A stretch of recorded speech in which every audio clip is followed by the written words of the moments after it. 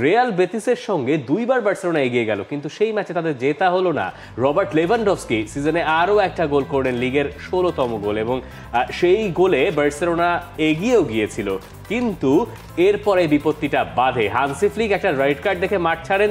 VAR চেকের পরে জানানো হয় যে পেনাল্টি হয়েছে, সেখানে ফ্র্যাঙ্কি ডিয়ং ফাউল করছেন ভিতর রকিকে। জিওভানি লো সেলসো গোল করে দলকে সমতায় ফেরান। ফেরান তোরেস আবার একটা গোল করেন, যেটা ভিএআর চেকের পরে গোল দেওয়া হয় ম্যাচের একদম শেষে গিয়ে, 93 মিনিট সম্ভবত, রাইট? ওই সময় গিয়ে আমরা দেখলাম যে ম্যাচে ফিরলো আরও একবার রিয়াল বেতিস।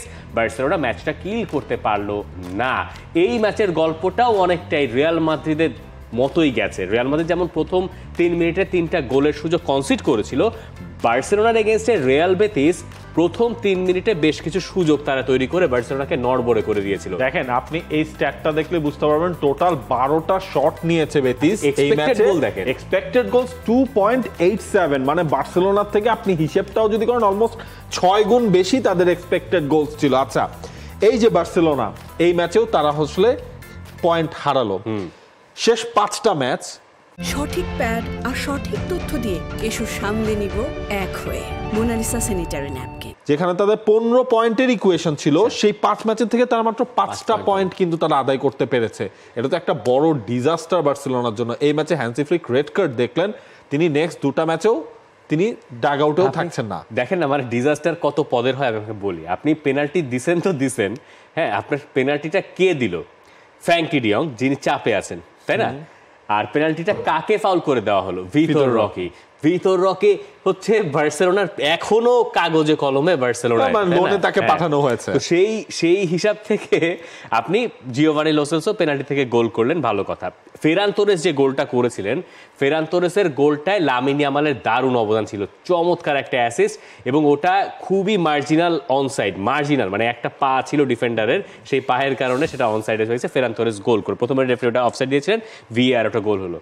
আপনি স্বাভাবিকভাবে কি ভাববেন যে বার্সেলোনা যারা লিগে সবার ওপরে আছে, তারা এই ম্যাচটা শেষ দিকে গিয়ে রিয়াল বেতিসের মাঠ, ঠিক আছে, বেতিসের 40-50 হাজার সমর্থক, তারা সবাই গলা ফাটাচ্ছিলেন ওই দলটার জন্য, কিন্তু বার্সেলোনার কাছ থেকে আপনি এক্সপেক্ট করবেন যে এই ম্যাচটা তারা ধরে রাখতে পারবে, কিন্তু সেটা তারা পারলো না। আবার শেষে এসে তারা পয়েন্ট হারালো, এবং বার্সেলোনা এই সিজনে যতবার জেতার মতো অবস্থা থেকে পয়েন্ট খোয়ালো, এইটা আর কোনো দল ইউরোপের টপ 5 লিগে আর কোনো রেকর্ড নাই। তো এটাই বলে দিচ্ছে যে বার্সেলোনা কতখানি অধারাবাহিক হয়ে গেছে, গেল নভেম্বর থেকে ডিসেম্বর সেটা ক্যারি করছে। এবং এই জায়গাটায় এই ম্যাচে যে বার্সেলোনা পয়েন্ট হারালো, সেখানে কি হ্যান্সি ফ্লিকের আসলে কিছু ট্যাকটিক্যাল গড়বড় পাকানো কি কাজ শেষ পর্যন্ত এটা দায় কি দিতে হলো কিনা? দেখেন, বার্সেলোনার চেঞ্জ চ্যাম্পিয়ন্স লিগের ম্যাচ হচ্ছে বরুসিয়া ডর্টমুন্ডের সঙ্গে। হানসি ফ্লিক বলছেন যে যখন এক একে সমতায় এলো, সমতায় ফেরার পরে তিনি রবার্ট লেভানডস্কিকে তুলে ফেললেন। মনে হচ্ছিল লেভানডস্কিকে দরকার বোধ হয় এই ম্যাচটাতে। এই যে চেঞ্জগুলো তিনি করলেন, সেটা বার্সেলোনাকে খুব সাহায্য করলো কিনা এর প্রশ্ন থাকতে পারে। তিনি বলছেন যে তার সামনে ম্যাচ আছে, ডর্টমুন্ডের সঙ্গে ম্যাচটাকে তিনি মাথায় রাখছেন, এই কারণে প্লেয়ারদের রেস্ট দেওয়ার কথাটা তিনি ভাবছিলেন। ওই চেঞ্জগুলো একটু ডিফেন্সিভ চেঞ্জ ছিল কিনা, যে স্ট্রাইকারকে নামিয়ে একটা মিডফিল্ডারকে ডিপ্লয় করা, এই ডিফেন্সিভ মেন্টালিটিতে ঢুকে যাওয়া বার্সেলোনাকে শেষ পর্যন্ত আদতে আর সাহায্য করেন। এবং তারপরে যে রেড কার্ডটা কোচ দেখেছেন, রেড কার্ড দেখে তাকে যেতে হয়েছে স্টেডিয়ামের একদম, মানে থাকে না যে স্টেডিয়ামের ভেতরে যেতে হবে, ভেতরে না, বেরিসাটা যাইতেছে উপরে, কয়েকতলা ভেঙে সিঁড়ি ভেঙে তিনি উপরে গেছেন। এরপরে ট্যাকটিক্যাল সুইচগুলো করবেন, সেই অবস্থাও তো আসলে তার সামনে ছিল না। তবে বার্সেলোনার কোচ হ্যান্সি ফ্লিক তিনি আসলে যেটা বলছেন, আমি খুবই হতাশ, আমাদের ম্যাচটা জেতা উচিত ছিল, এগুলো মানা যায় না, অনেক ভুল দেখেছি যেটা আমাদের খেলার সাথেও যায় না, আর আমি নিজের ওপর রাগ দেখাচ্ছিলাম, রেফারিকে কিছু বলা হয়নি, তাহলে লাল কার্ড কেন?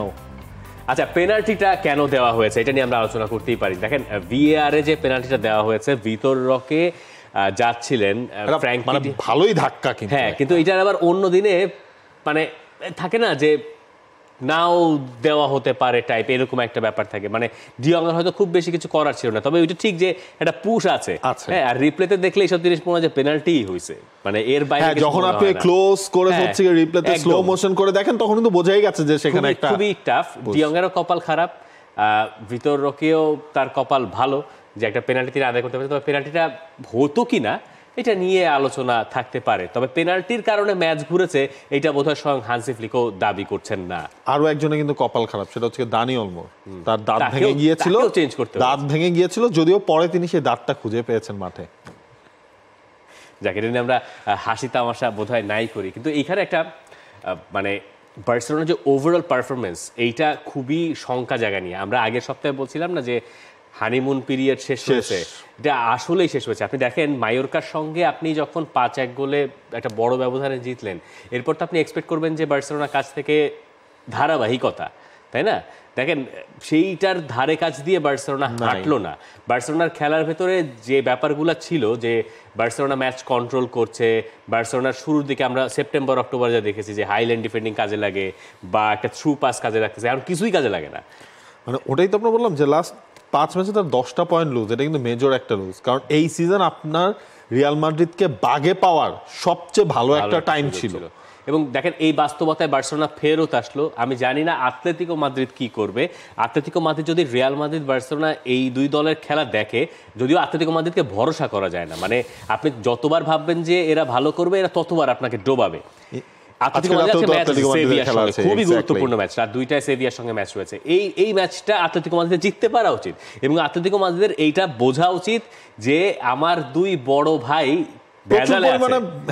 এবং কখনো কখনো মনে হচ্ছে যে বার্সেলোনা রিয়াল মাদ্রিদ একে অন্যকে বলছে আমি লিগ জিতবো না তুই জেত, তোরা কয় যে ভাই তুই জিত, আমি জিতবো না তুই জেত, এরকম একটা অবস্থা দাঁড়াইছে। সেইখান থেকে আতলেতিকো মাদ্রিদ মাঝখান দিয়ে তারা যদি তাদের কাছে ঠিক করতে পারে, এপ্রিল মাস পর্যন্ত টেনে নিয়ে যেতে পারে এই টাইটেল রেসটা, তাহলে তাদের সামনে একটা সম্ভাবনা থাকবে। কিন্তু দেখা যায় যে বেশিরভাগ সময় আতলেতিকোর ক্ষেত্রে যেটা হয়, জানুয়ারি মাস আসলেই ডিয়েগো সিমিওনের দল কাত হয়ে যায়। For more updates, subscribe to our YouTube channel and click on the bell icon. Follow us on Facebook and Instagram. Download T-Sports app to enjoy exciting games and highlights. Visit tsports.com.